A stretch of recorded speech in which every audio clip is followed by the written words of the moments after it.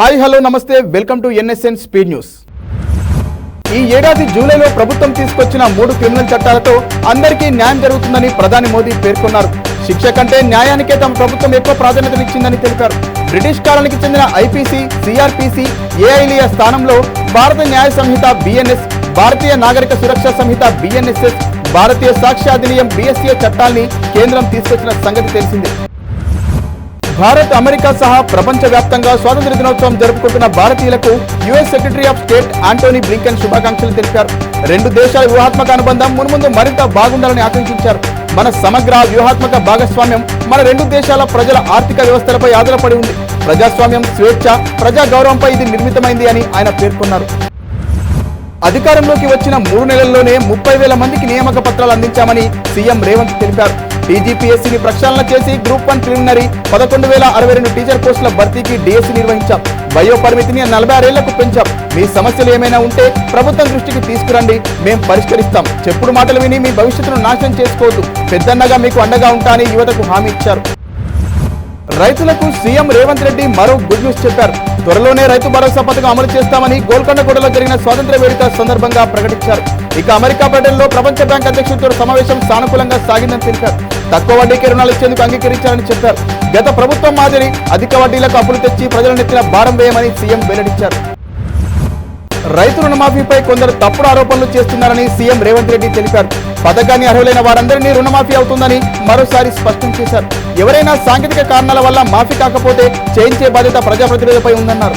అన్ని జిల్లాల కలెక్టర్లతో ప్రత్యేక కౌంటర్లు ఏర్పాటు చేయాలని ఇప్పటికే ఆదేశాలు జారీ చేశామని వెల్లడించారు. రుణమాఫీ వల్ల తమ జన్మ ధన్యమైందని వ్యాఖ్యానించారు. బంగ్లాదేశ్ లో అకారణంగా హిందూ మైనార్టీలపై దాడులు జరుగుతున్నాయని ఆర్ఎస్ఎస్ చీఫ్ మోహన్ భగవత్ అన్నారు. నాగ్పూర్ లో పతాకావిష్కరణ తర్వాత మాట్లాడారు. స్వతంత్రోత్సవ అంటే స్వేచ్ఛను కాపాడుకోవాల్సిన బాధ్యత భవిష్యత్తు తరాలదే. ప్రపంచంలో ఆధిపత్యం చెలాయించే దేశాలు చాలా ఉన్నాయి. పరిస్థితులు ఎప్పుడు ఒకేలా ఉండవు. మనం జాగ్రత్తగా ఉండాలి. అస్థిరత, అరాచకత్వం ఉన్న దేశాల ప్రజలకు సాయం చేయడం మనకు అలవాటే అని ఆయన అన్నారు. దివంగత ఎన్టీఆర్ అడుగుజాడల్లో తమ ప్రభుత్వం పయనిస్తుందని సీఎం చంద్రబాబు చెప్పారు. మాది పేదల ప్రభుత్వం. ఆర్థిక కష్టాలున్నప్పటికీ సామాజిక పింఛన్లు పెంచి అందిస్తున్నాం. పేదల ఆకలి తీర్చేందుకు నేటి నుంచి 100 అన్న క్యాంటీన్లను ప్రారంభిస్తున్నాం. ఈ కార్యక్రమానికి విరాళాలు ఇచ్చి ప్రజలు భాగస్వాములు కావాలి. పుట్టినరోజు, పెళ్లి రోజు, శుభకార్యాల రోజున విరాళాలు ఇస్తే మీ పేరున భోజనం పెడతామని తెలిపారు. 2014-19 మధ్య ఎన్నో సంక్షేమ అభివృద్ధి కార్యక్రమాలు అమలు చేశామని సీఎం చంద్రబాబు తెలిపారు. 2019లో వచ్చిన ఎన్నికల ఫలితాలు రాష్ట్రాన్ని చీకటిమయం చేశాయని దుయ్యబట్టారు. విజయవాడలో మాట్లాడుతూ వైసీపీ పాలకులు కనివిని ఎరగని విధ్వంసం చేసి ప్రజాస్వామ్యాన్ని అపహాస్యం చేసి రాష్ట్రాన్ని రావణ కాష్ట చేశారు. Land mafia, sand mafia, mining మాఫియాలతో లక్షల కోట్లు కొల్లగొట్టారని మండిపడ్డారు. తాడేపల్లిలోని వైసీపీ కేంద్ర కార్యాలయంలో స్వాతంత్ర వేడుకలు ఘనంగా జరిగాయి. మాజీ సీఎం వైఎస్ జగన్ జాతీయ జెండాను ఆవిష్కరించారు. సమరయోధుల చిత్రపటాలకు పూలమాలలు వేసి నివాళులర్పించారు. ఈ కార్యక్రమంలో మండలి ప్రతిపక్ష నేత లేళ్ల అప్పిరెడ్డి, మాజీ మంత్రులు, వైసీపీ నేతలు పాల్గొన్నారు. సమరయోధుల బాటలో కుల, మత, ప్రాంతాలకు అతీతంగా సుపరిపాలన అందిస్తున్నామని డిప్యూటీ సీఎం పవన్ కళ్యాణ్ చెప్పారు.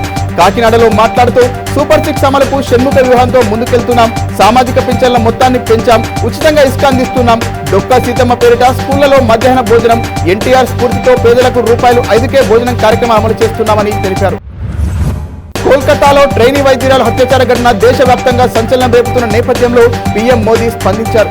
దేశంలో అత్యాచారాలను తీవ్రంగా ఖండిస్తున్నారని స్వాతంత్ర దినోత్సవం సందర్భంగా ఎర్రకోట వద్ద ప్రసంగంలో వ్యాఖ్యానించారు. మహిళా ఉద్యోగుల మెటర్నిటీ సెలవును 12 వారాల నుంచి 26 వారాలకు పెంచానని ఆయన గుర్తు చేశారు. తాము మహిళలను గౌరవించడమే కాకుండా వారి కోసం ఎన్నో సంక్షేమ పథకాలు అమలు చేస్తున్నామన్నారు. వికసిత్ భారత్ 2047 నినాదం 140 కోట్ల మంది కలల తీర్మానమని పీఎం మోదీ స్పష్టం చేశారు. మనం అనుకుంటే 2047 నాటికి భారత్ అభివృద్ధి చెందిన దేశంగా మారుతుంది.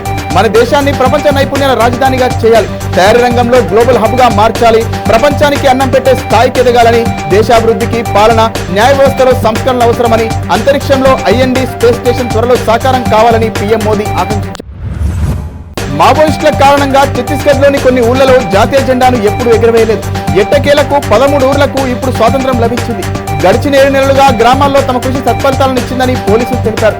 నెర్లీఘాట్, పనిదోబిర్, గుండం, ఉట్కేల్, చుట్వాహి, కస్తూర్మేట, మాస్పూర్, ఇరాక్ బట్టి, మొహంది, టెకల్గూడెం, పూవర్తి, లకపాల్, పులన్పాడ్ గ్రామాల్లో జెండా ఎగురవేయనున్నట్లు పేర్కొన్నారు. నాగ చైతన్య, శోభితా ధులిపాల ఎంగేజ్మెంట్ నేపథ్యంలో చైతు మాజీ భార్య సమంత ఇన్స్టా పోస్టు చర్చనీయాంశమైంది. The museum of peace of quiet అని రాసి ఉన్న టీషర్ట్ ను ధరించిన ఆమె తలకు చేయి పెట్టుకుని సెల్ఫీ తీసుకున్నారు. అయితే సామ్ పరోక్షంగా మిడిల్ ఫింగర్ చూపిస్తున్నారని నెటిజన్లు కామెంట్స్ చేస్తున్నారు. డైరెక్టర్ రాజ్ తో ఆమె డేటింగ్ లో ఉన్నారన్న రూమర్లకు కౌంటర్ ఇచ్చారని మరికొందరు అంటున్నారు. The family man director Raj తో సమంత డేటింగ్ వార్తలు రావడంతో అతని గురించి తెలుసుకోవడానికి నెటిజన్లు ఆసక్తి చూపుతున్నారు.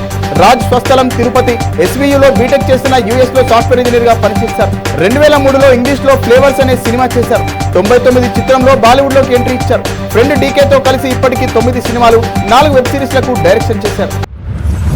టాలీవుడ్ హీరోయిన్ మరో బాలీవుడ్ చిత్రంలో నటిస్తున్నట్టు తెలుస్తోంది. బల్విందర్ సింగ్ రూపొందించనున్న మిట్టి మూవీలో ఆమె నటించనున్నట్టు సమాచారం. ఈ చిత్రంలో సిద్ధార్థ్ మల్హోత్రాతో కలిసి ఆమె స్క్రీన్ షేర్ చేసుకున్నట్టు టాక్. ఈ సినిమా అక్టోబర్లో సెట్స్ పైకి వెళ్ళినట్లు తెలుస్తోంది. కాగా ఇప్పటికే సైఫ్ అలీ ఖాన్ కుమారుడు ఇబ్రాహిం అలీ ఖాన్ హీరోగా తెరకెక్కుతున్న ది లేర్ మూవీలో శ్రీలీల నటించనున్నారు. రంజిత్ డైరెక్షన్ లో విక్రమ్ హీరోగా తెరకెక్కిన తంగలాన్ మూవీకి పాజిటివ్ రెస్పాన్స్ వస్తోంది. Chiyaan acting, makeup, grand visuals, BGM అదిరిపోయాయని నెటిజన్లు పోస్టులు చేస్తున్నారు. మధ్యలో కొంచెం స్లోగా అనిపించినప్పటికీ ఈ సినిమా ప్రేక్షకులను ఓ కొత్త ప్రపంచంలోకి తీసుకెళ్తుందని పేర్కొంటున్నారు. డైరెక్టర్ హీరోకు కంబ్యాక్ లాంటి చిత్రమని చెబుతున్నారు. 2024లో టీమిండియా 3 వన్డేలు మాత్రమే ఆడింది. తర్వాతి పర్యటనలో కూడా వన్డేలు లేవు. దీంతో భారత్ అత్యంత తక్కువ వన్డేలు ఆడడంతో BCCIపై అభిమానులు ఫైర్ అవుతున్నారు.